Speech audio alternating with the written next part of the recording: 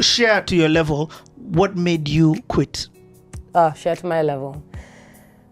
You know, there's always that voice in the back of your mind that's telling you, you are losing it now. You are losing focus. You are kind of going down the wrong path. This is not going to end well. It's there. You just need to be calm enough to hear it. And there'd be moments like, you know, you've had a pint, you're hanging, you know those ones of you wake up and you say, I swear, I swear, if I see booze, I'll pour it. That's like 8 o'clock in the morning. Then you sober up, the hangover goes. Then 4, you just see an SMS. What's up? Plan? You're like, damn. Then you're like, just today. You know, then it becomes a cycle. But then every morning when you wake up, there's like a guilt that hits you. It's a guilt for wasting money. It's a guilt for hurting your body. And you're just like, something's got to change. And like I told you, with the mind, it can end you or it can make you. And the same way that it happened for me with Nation, and I was like, oh, I wish I could sit on this balcony every morning. Oh, I sat all right. I sat for a very long time on that balcony. Paka, the tea was not enjoyable anymore. So it's the same thing with the booze. There was a prayer, there was a hidden prayer in my head and in my body and in my mind every day. I need to stop, I need to stop, I need to stop. And it eventually just happened. Everything, you know, they say, there's something they call scientific prayer. Scientific prayer, your mind, your body, and your feelings or your spirit have to be aligned for something to happen. It can't be, my brain really wants it, but my body, yani, my brain really wants me to stop because logically, this is not helping me. Yeah. But the body just wants booze or the body just wants whatever it is that you do, that you indulge in. But when the mind and the body tell each other, can we be on the same line here? It will happen. That's what scientific prayer is, aligning all those things, your thoughts and your feelings. When you align them, then whatever it is you want to happen will happen. One way or the other, your situation or your circumstances around you will change. And that's what happened. And so, but you see, changing, is that what led to you quitting? Because you're just like, I can't be in this environment anymore. It's one thing, or did you feel like you could still continue doing... Quitting what? Karaoke? Yeah. Karaoke, I quit for 2 reasons. And again, I've said this before, and I've read like in the dailies where the story is completely misconstrued. It's so unbelievable. Karaoke, one, the brand was being diluted. My brand was being diluted by being easily accessible and people just basically knowing where you are and being able to access you for free. You get what I mean? I get. So that there was no desirability for this celebrity anymore. You know, so here you are, you're working on songs. Yeah. Yet you're making yourself so easily accessible and available that these songs will never make you any money. Because utakuona Sanaipei yule pale. Hey, she was looking so sexy in that video. Twende tukamcheki. You know, it was a clash. I get basically. And so I needed to pick one. And so I picked that, other than the fact that, okay, now, come on, your age. I started when I was like 22. You're 35, 36, almost hitting 40. Yo, you did this for years, Sana. Yes, I did. This is a full career. 22 plus what? Plus 13 years. 35, 2020. March. Okay. Yeah. And I was just like, I'm also aging. This is not the kind of environment I would want somebody of my age to be in doing this. It's okay to be in the club out of choice, but not at now you're forcefully there because you have a job in the bar, considering that you have this brand. And then, let's be real, you're making a lot of money at this time. I was. In fact, the lady who used to pay me at 40, she's like, guys, Sana, yani utacha tu hizi do hivi. I have to pick what is most important to me at this time. And right now it is rebuilding and re-strengthening that brand and also just accepting that my age doesn't allow me to do this anymore. There's younger girls now who this can be an opportunity for them to grow. And so she's like, gaya nutaacha tu hizo do hivyo. Nikamwambia imagine nitaenda na nikaenda na kuamini. Number 3 was now, since I had stopped drinking, this was a trigger environment. You know, things can't change if you don't change your situation. So for me to be able to get to a point where I'm strong enough to say a tequila pass like this and just like, are you sure? You really want it? Yeah. I even ask people now. I buy them, but then I ask them whether they are sure. But there was a time when maybe I wasn't strong enough to be in that environment, and booze is passing, and I'm seeing everyone just getting, happy and, buzzed, and me, I'm just there with my stone face, But now I'm at that point where I've seen the positive side of what the lack of that thing can do for my life. Powerful. And you cannot pay me. You cannot pay me. You can't. Okay. I know we fast forwarded this story, but then I just wanted to, I felt like this where the conversation was worth hearing about the ups and downs of this karaoke journey. Yes. And From also radio. I wanted people to understand your quitting in this. You're here talking about shots and all these things and making fun of it, not knowing that Sana here, even when we offered her drinks, the first thing she was like, I don't drink. I was like, okay. And do you know, I never thought it would be it's such a great thing to say. Yeah. It's great to, okay, maybe not a good thing to say. Because sometimes, like, there are people who say, no man, I shouldn't have a pint today. Then they're like, lakini lete tu moja. It's great to be able to sit down and say, get me tea. Unwavering decisions where no matter what, that's what I'm telling you, you cannot pay me. Yeah. There's no endorsement for booze that can make me drink. Like, if you want me for that, make sure I don't touch that pint. You get? But I get it. It's because you've gone through the motions. You've gone to that time of when you wanted to quit and you didn't have the strength to quit. That alignment that you're talking about. And please, let's get it right, because I see that there's a lot of people who want to read into it as alcoholism. Yeah. That was not alcoholism. Alcoholism is, my God, I cannot go a day without the booze. I would stay, like, even when I go, like, stay with my folks and stuff, 4-5 days I'm there, and I'm not thinking, lakini nilikuambia magurudumu ya gari ikikanyaga one Raptor road. You're just like, yo, plan. We're at Vineyard, at get nile, lakini sifiki. But it was, I did it because it was fun to do. Yep. I didn't do it because I needed to. Yep. It's not that one where you're at home and you've got 7 bottles at home. No, Jesus, no. Yeah. God. Yeah. No. It was a bottle. But it was, I could do without it. It's just, I'm better this way. Okay. Yeah, and I love myself. I remember saying one time at an interview that I feel like I've been given a second chance and I'm living my best life. I'm so aware, like, there are friends of mine who see me these days and they're like, guy, yani you're just happy. I'm like, oh hell yeah. And so they joke about, yani you're so happy paka you've added weight. In fact, I was going to ask you, did leaving alcohol have health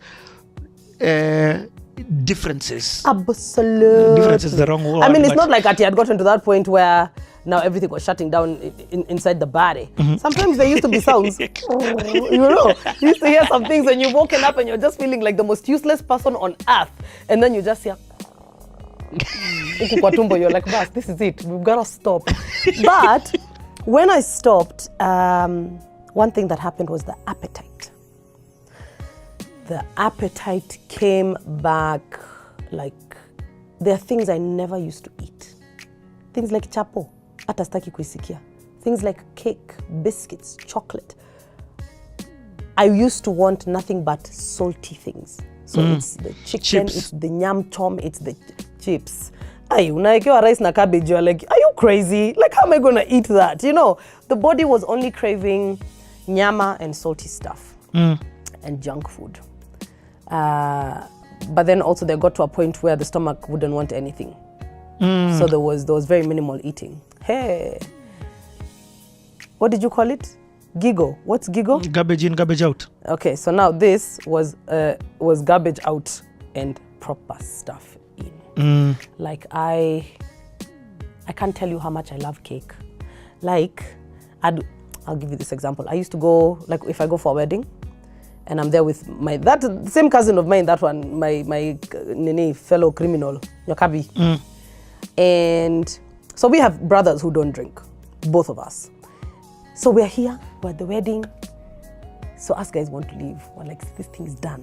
See, we go, we're going to miss happy hour. The boys want to continue staying. Why? Because there's cake. They want that cake. They organize for Fanta and cake. So us guys at that time are not understanding, what is this craving for cake? Let me tell you today. Kwa wedding uko hapo. Sitoki wedding kabla sijakula keki. On set sometimes, like at Kina, we have birthdays for people. I could have finished 2 scenes before, but I'll wait for that cake. It's unbelievable. Like it's so crazy that I can order a kg for my house. Oh, nice. Yeah. It's better than a boti. True. Man, you know. Okay, not really. Depends. It's not. It's got its own devices. I really got my appetite back. Like I was eating healthy, and I'd find time to cook proper things. And so the weight, it shot. But then I realized, hey, I kind of like this look more than because you guys, I look back and I'm just like, Jesus Christ, that was a skeleton. I was really like, I'd really lost weight. So that was, I was weighing 66 at the time. And I know they say, oh, girls shouldn't say how much they weigh. I don't care. Me, I'm 89, okay? I've got heavy bones as well, but you can see from 66 to 89, that is a lot of kgs. But I know why it happened. So the rest of the people who are there just talking about, sijui nini, amenona sasa, me, I'm happy. Oh, I'm so happy. Like the other day, somebody on set was telling me, you've lost weight, eh? I almost cried. I swear, I almost cried. I was like, what do you mean? Where are my hips? Have I lost my hips? So we PMA'd 1 inch. I was like, oh my God, am I stressed? What's going on? So just know that I'm very happy. Okay. And I'm living my best life. I love it. Okay. Let's go back. Hey. At least I can put finally a tick on karaoke. Just give a shout out to some of the places that you, by the way, oh wow, threw down at. Then we move on from this. Oh wow, jeez, you've confused me there. Obviously Tamasha, where it all started. And where did it end? 40-40? No, it ended the Grove, Riverside. Oh. Yes, that was the Best Western. Oh. Fantastic. I loved that karaoke. Like if I was to keep a karaoke, I'd keep that one for sure. Because it was a very balanced crowd, a very mature crowd. Yeah. They still knew how to have a good time, but keep their respects, you know?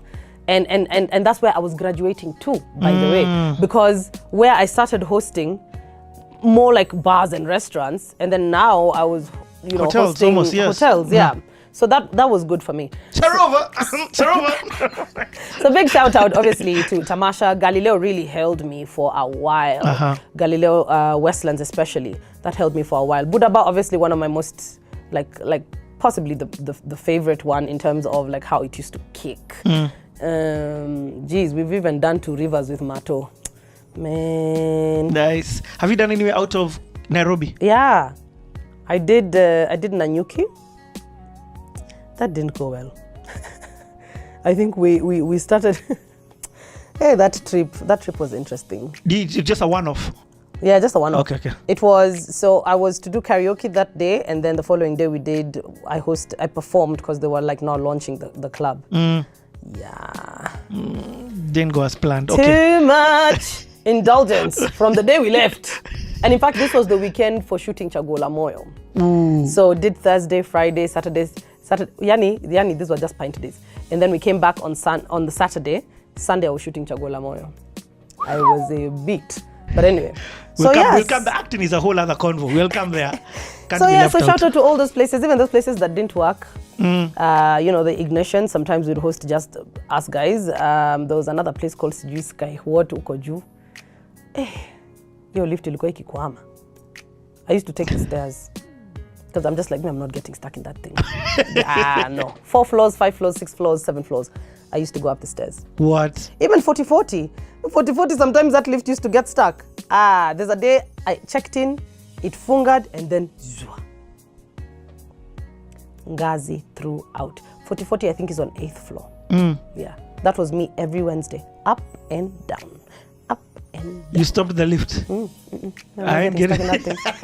Yeah, so yay! All those places. Okay, so let's go back to some music. Okay, so I think the songs What's the last song we left you out on? We left Dan Aseda at Dan Aseda, yes. Okay.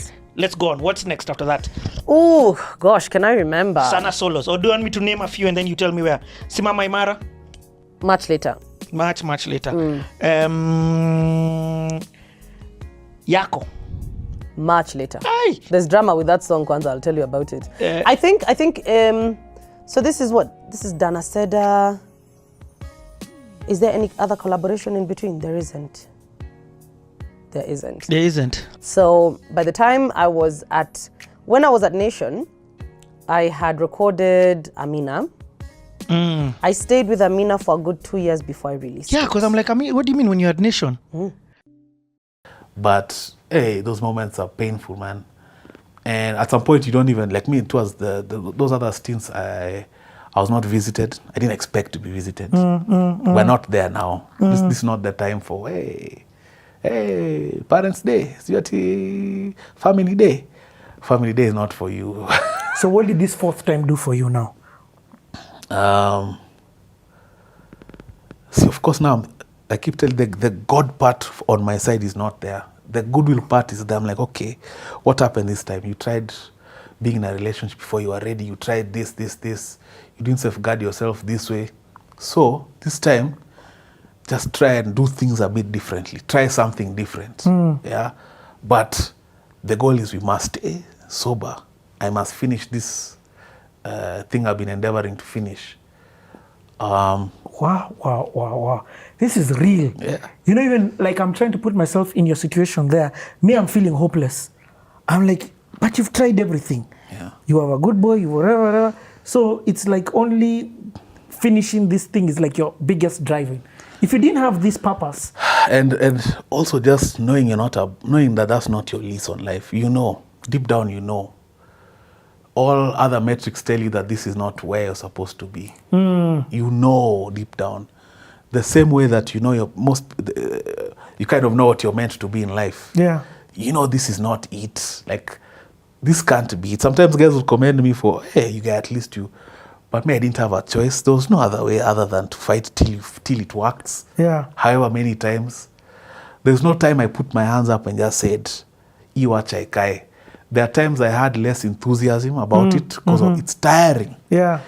Do you know being untethered from your family? Like right now, I'm year 4, reintegrating back year 4. Because you become so untethered. Yep. You don't even know. You have to readjust to that whole family ecosystem. Because you've created your own independence in this own warped world of yours that no one understands. No one understands rehab lifestyle and all those things. No one gets it, except the people who are in there. Yes. You know, even from a friendship perspective, you know, in your story, there's not that one friend that I keep hearing you coming back. It's your CTAs. It's crazy in that essence. So I don't have you even talking about friends. I'm just hearing the only time when you mention other guys is to Kondani, jail or rehab. So can I tell you something about also the same addiction and you pick up people. I have many people who probably think we're so close. I don't know if you get what I'm saying. Because over the years you pick people up in whatever circumstances. Me, one of my weaknesses, I'm a bit like, I don't know if it's a weakness or a strength. I'm a nice guy. So people will draw an advice. I'll pour out, even in a rehab setting, I'll pour out to guys, advise them, give them hope. I'm this guy in here who's a pilot still. In as much as I'm here with you guys, I'm about to finish my multi-IR, which means there's something about me. So I would pour. So over the years, at some point, I'm sure there are like 15 guys who tell you I'm their best friend. But what about outside the rehab? No, even this is outside rehab. Even this is outside rehab, eh? Through my recovery, I have friends who are ahead of me in terms of, if you talk about the normal metrics of society, finances, career.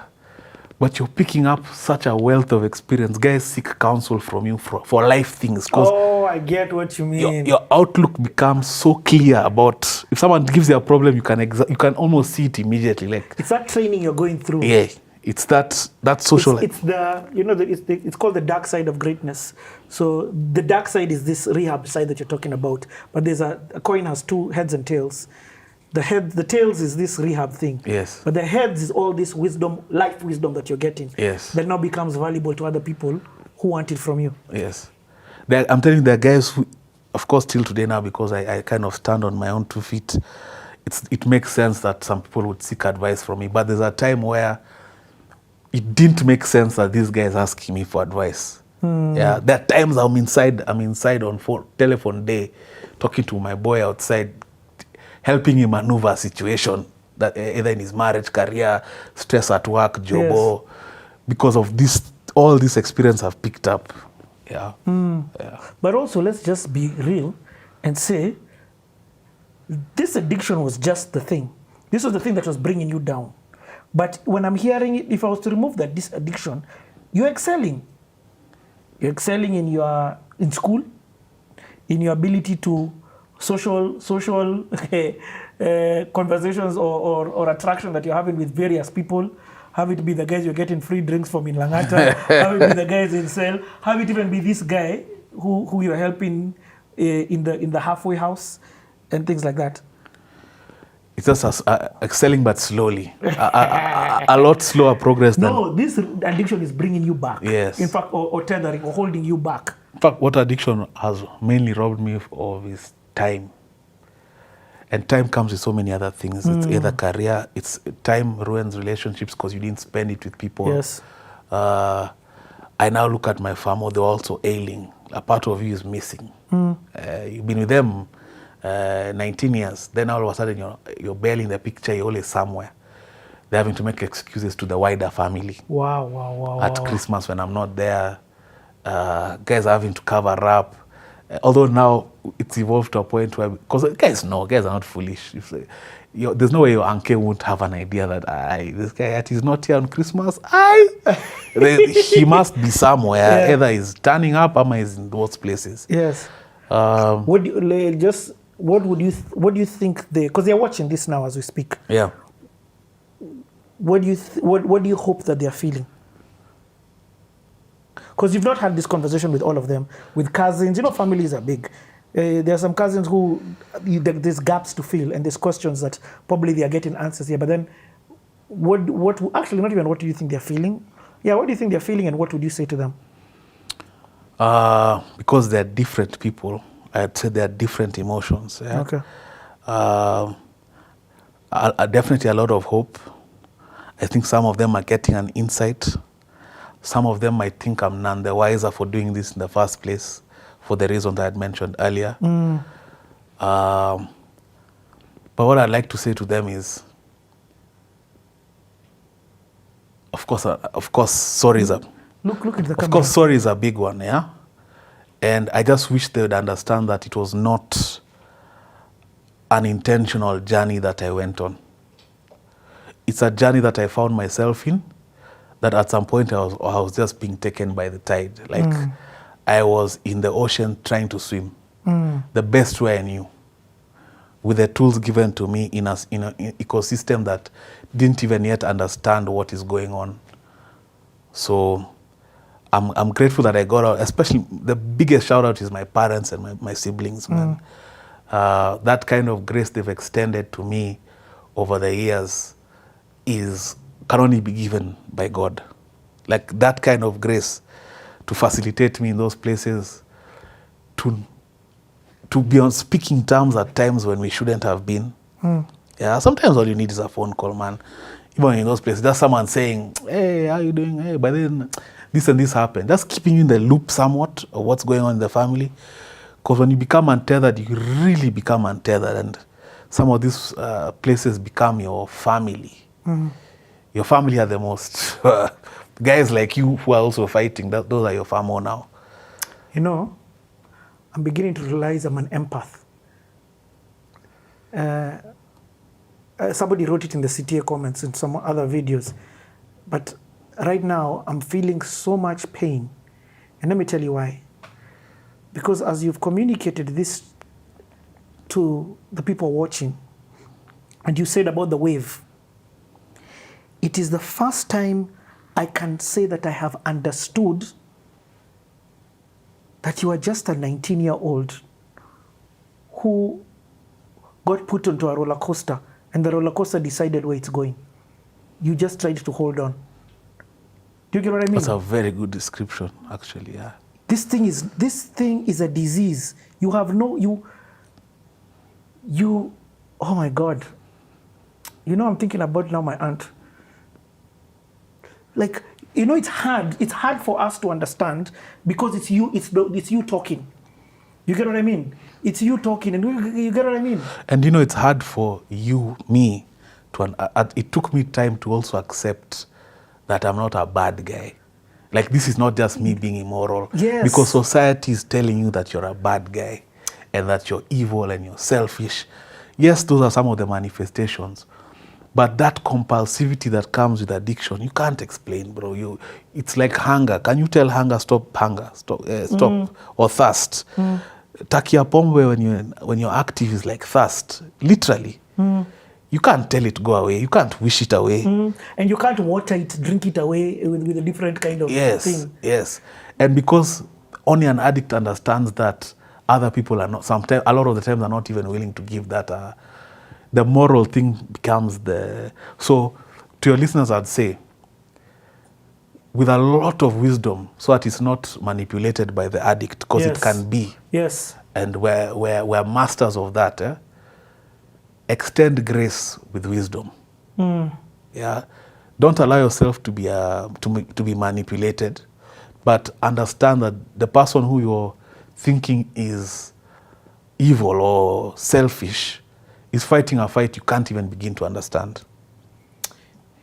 The core reason as to why I called you here is because for me it started on a journey with this guy who I led, who was in my team. I was head of, anyway, I don't even want to disclose who he is, but he was in my team. This human being that I spoke to, who was in my team, and then 2 weeks ago, this other guy, let me tell you, it is night and day. Totally different human beings. Even in the speech, in the words, it is. So you see, I've only met you now. This is the Eric that I've met. Yeah. This is the version that I know. This is the version that majority of us are watching know. But there are 1 or 2 people or 3 people or 4 people who've also encountered the other guy. My family have, yeah. You get your family have, maybe some guys who you were in school with have, guys in rehab. There are different people who've encountered them. When I tell you right now, I have actually understood that it is a disease. It is. I've said it very many times. So I've had people say it, and I've seen it on social media. Alcoholism is a disease. Substance abuse is a disease. You know, but I have been one of those people who look at it from the morality perspective. Where would someone? Because turn up is fun initially. Yes. When it stops being fun, why would someone continue? Like, why would someone just kutoa lockdown in a back street is not fun. It's not the same as Westi tunapiga sherehe. But I also understand the quagmire of trying to understand that it's not moral, because everything is, this guy conned me chums. Yes. This guy, ati amekula fees. So those are the manifestations of addiction. Okay. Yeah. Wow. Okay. So what happened? How explain? Let's continue then from this halfway house. What year is this? This is end of 2017. What? Yeah. So what happens next? I remember I had that small portion of maltitol, like 4 hours. So I come out eventually, and because it's so little, irrespective of having chomad, I mean, at least just finish, and then from there jipange. So I finished. You finished. I finished. Okay. And now I'm a licensed commercial pilot with everything that it takes to get any job, or rather, not any job, but entry-level job, because you need accessibility for jobs is based on experience. Yes. So it's not like I can walk into Emirates, but I can now work as a commercial pilot. And for the most part, now I remember by the time I got my first job, I was on a sober streak. I think I'd even crossed a year. I go to South Sudan. I'm working for a company that does humanitarian flying. This is 2017. This is 2018. 2018. Everything is dandy. I'm living my dream, like literally living my dream. And now you're getting paid. I'm getting paid. I moved myself to, I got an apartment in Syokimau. I've gathered a few things. Is the money that you're making good at this time? Not great. Good enough to like pay rent, buy 1-2 things. So entry-level jobs for flying, like that job I had, I didn't have a salary. I had a per diem, but my per diem by normal standards, like normal society, was like the equivalent of like a salary. It was like close to 200 Gs. Okay. So you can do 1 or 2 things, and especially because you're outstation. No, 200 Gs, you can do a lot of things. Yeah. Considering you've been huko on... From rags to literally, yeah. Yeah. Yeah. So... I mean, 200 Gs, you don't even need to be living in Syokimau. Yeah, yeah. But see, I was outstation. So Syokimau was literally, whenever I'd come, 2-3 days. Then Yes. we go back to Juba. You get outstation. Yes, I is, get, yeah, I get it, yeah. And in Juba, what happens when you're not flying? Or are you flying regularly? We're doing ad hoc. So ad hoc, ad hoc is like, it's not scheduled flights. It's not Monday at 7. Yep. It's when we get a contract today, peleka this thing almost like squad. But this time I'm focused, man. I've started realizing that there's God in this picture. I've started opening up myself to actually taftaing God. Like now I'm watching videos, I'm listening to gospel. Still part of that pink cloud. So I get like quite a good amount of time. Most of my time before I got my current job, actually, hours flying, was there. And then one day we come home for, was it Christmas? So you have a whole house in Juba. You live in Juba. Hotel. We were staying hotel, like hotel life, 5-star. 5-star in a Juba context, which is like a 4-star in normal. Okay. Yeah. You're in the hotel. You're not flying. Sometimes you may even be there for 3 days doing nothing. Yeah. So what are you doing? Gym. Drinks? No. I was sober. Willpower now. Gym, willpower. Slight God. I'm living my dream. Now I'm living my dream. Are you there with other Kenyans? Yeah. Hold on. I don't know what this is. Kenyan company. Let me see.